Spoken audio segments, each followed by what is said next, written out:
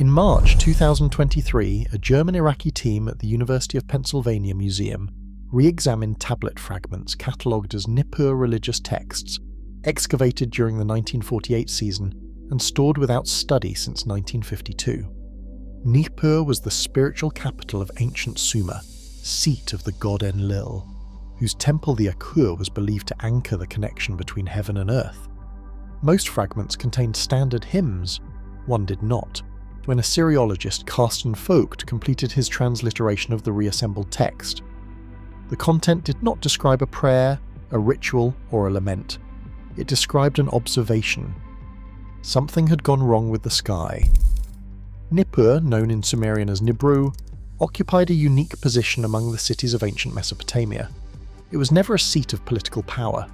No dynasty ruled from Nippur. Its authority was theological. Nippur was the home of Enlil, the god who governed the boundary between heaven and earth. The deity whose decrees, called me, determined the order of the cosmos.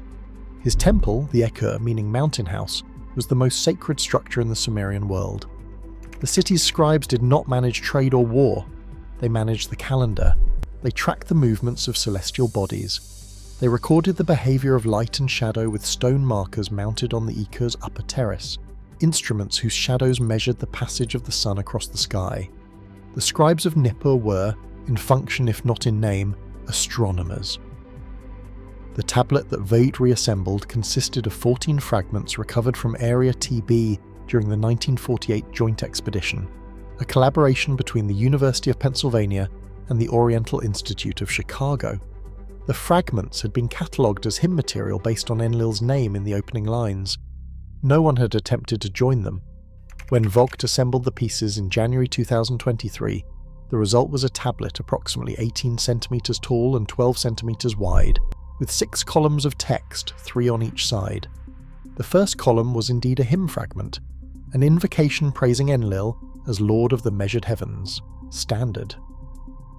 The second column was not. Vogt's preliminary transliteration of the second column took 11 days. The vocabulary was observational, not liturgical. The text used terms from what assyriologists call the celestial measurement corpus, a specialized register found in tablets from Nippur and Ur describing the tracking of the sun's position, shadow, lengths at specific times, and the division of the day into counted intervals. The Sumerian term is Ninda-ud, meaning counted day portions, a system of time measurement based on shadow length at the E-kur. The second column described one specific day. On that day, the counted portions stopped counting. The phrase Vogt encountered in line 14 of the second column was Ngalba-gub, which translates as the great heavens stood still. The verb gub means to stand, to be fixed in place. It is used in administrative texts for objects set permanently, a statue installed, a boundary stone placed. It is never used for the sky. The sky, in every known Sumerian text, moves. It is described with verbs of rotation, passage, traversal. The sun crosses, the stars turn, the counted portions advance. In every text from every city across 2,000 years of cuneiform literature, the sky is in motion, except here. Here the sky stood. Vogt checked every published parallel. There were none. The third column extended the observation. The shadow markers on the E-kur terrace, described with the term Gishgan-ur, meaning shadow measuring instruments, recorded an anomaly documented in precise numerical terms. The shadow of the great marker at midday, which should have measured 3 kush in length, held at 3 kush for a period the text describes as exceeding 1 counted portion. The shadow did not move. The scribe recorded this not as a divine event but as a measurement failure. He rechecked the instruments. They were not broken. The shadow held because the source of light had not moved.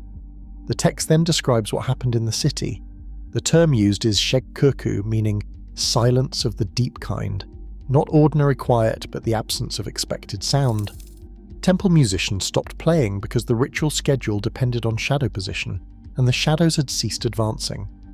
Animals in the temple precinct lay down, birds did not fly. The scribe records that children in the outer courtyard stopped speaking, not because they were instructed to, but because the quality of the light had changed and they became afraid. The scribe distinguished this event from every celestial anomaly in his vocabulary. It was not Antalu, the Sumerian term for eclipse, a phenomenon Nippur's astronomers understood and could predict. It was not Udug, a clouded day. It was not Anbar, the dimming that accompanies storms. The negation is explicit and systematic. The scribe eliminated every known category of sky behaviour and stated what remained. The phrase is Udnu Me-a, meaning a day that was not a day, a temporal period that did not behave as time. The light remained, the heat remained, the position of the sun remained. But the mechanism that moved the sun from one counted portion to the next had ceased to function. The scribe did not have a word for what had happened, because no word existed. He built one from components. Angal Nignukuru, the great heaven in which nothing changed. A sky locked in place, the E-kur's inner sanctum, normally illuminated by a shaft of light that tracked across the floor as the day advanced, held a single motionless beam. The priest stood and watched it for hours, and the scribe, trained to document the measured passage of heaven, recorded the first day in Nippur's history when there was nothing to measure. The priests attempted the standard response. Every celestial anomaly in Nippur's history had a corresponding ritual, a prayer sequence calibrated to the specific disturbance, performed in the E-kur's inner chamber while the event was in progress. The text names the ritual they selected, Shir and Nakam, the song for the sky's correction.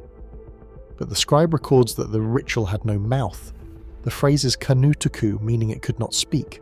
The prayer existed, the words existed, but the ritual could not address what was happening because no existing prayer had been written for a sky that simply stopped. The liturgy had no category for stillness. The event ended without transition. The scribe does not describe a gradual return. He writes udbegi, meaning the day resumed, as if a mechanism that had paused simply restarted. The shadows began to move. The counted portions advanced again. The musicians resumed. But when the temple astronomers measured the elapsed time, the count did not agree with what should have passed. The day was shorter than it should have been. Hours were missing. The days that followed were not normal. The fourth column of the tablet, the one on the reverse side that Vogt's colleague Elena Sardella cleaned over a period of 3 weeks, describes an aftermath that lasted longer than the event itself. Shadows in the days following measured shorter than expected at every time interval. The light had a quality the scribe describes as dala-kur, meaning brightness with wrongness, a term that appears on only one other known tablet, an third period fragment from Eridu describing conditions after a catastrophic event whose nature is not specified. The agricultural calendar was disrupted. Planting schedules calculated by shadow measurement became unreliable. The temple astronomers recalibrated their instruments 3 times. The theological implications were recorded in the 5th column. If Enlil governed cosmic order from the E-kur, and the cosmic order had broken while Enlil was in residence, what had occurred was either Enlil's deliberate act or something outside his authority. The tablet records a debate among the senior priests. Some argued the event was a test, a divine withdrawal of order to measure human response. Others recorded a different conclusion. The phrase is nam menu me-a, meaning it was not of the divine decrees. Something had happened that even the gods' system did not account for. No mainstream assyriologist has proposed a physical interpretation. The scholars who have seen Vogt's transliteration have discussed it privately, and what they have not committed to writing is that the described phenomena correspond to documented atmospheric effects with uncomfortable precision. Altered shadow lengths correspond to changes in atmospheric refraction caused by dense aerosol layers, the kind produced by volcanic eruptions of sufficient magnitude to inject particulate into the stratosphere. This brightness with wrongness matches documented post-eruption sky conditions, light that is present but diffused, producing shadows that behave anomalously. The missing hours correspond to known effects of extreme atmospheric scattering on solar position tracking. The agricultural disruption matches volcanic winter. The scribe who recorded the Nippur event could not have known what atmospheric refraction was. He could not have understood aerosol scattering. He documented what he observed with the only tools available to him: shadow markers, counted time intervals, and a vocabulary designed for grain shipments and temple inventories applied to a phenomenon that exceeded every category his language contained. The precision is not literary, it is observational, and the observations match. Vogt shared his transliteration with 3 colleagues in the spring of 2023, one at the University of Chicago, one at the Collège de France and one at the University of Baghdad.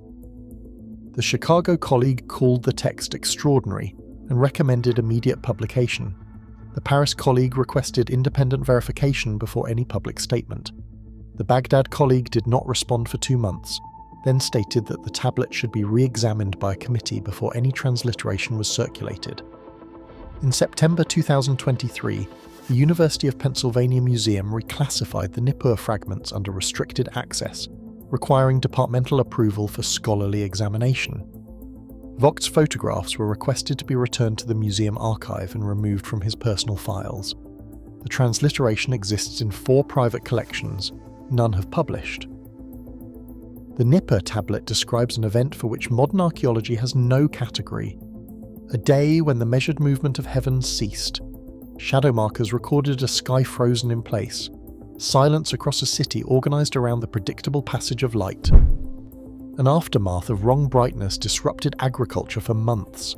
Priests debated whether what had happened fell inside or outside the authority of the gods, and a scribe recorded it with the precision of a man trained to count grain, applying that skill to a moment when counting itself became impossible. The tablet is in Philadelphia. The fragments are restricted. The transliteration sits in 4 private files. The scholars who have read it have not spoken. The question is not what stopped the sky over Nippur. The question is whether the instruments on the E-kur terrace were built to measure the sky or to watch for the day it stopped again.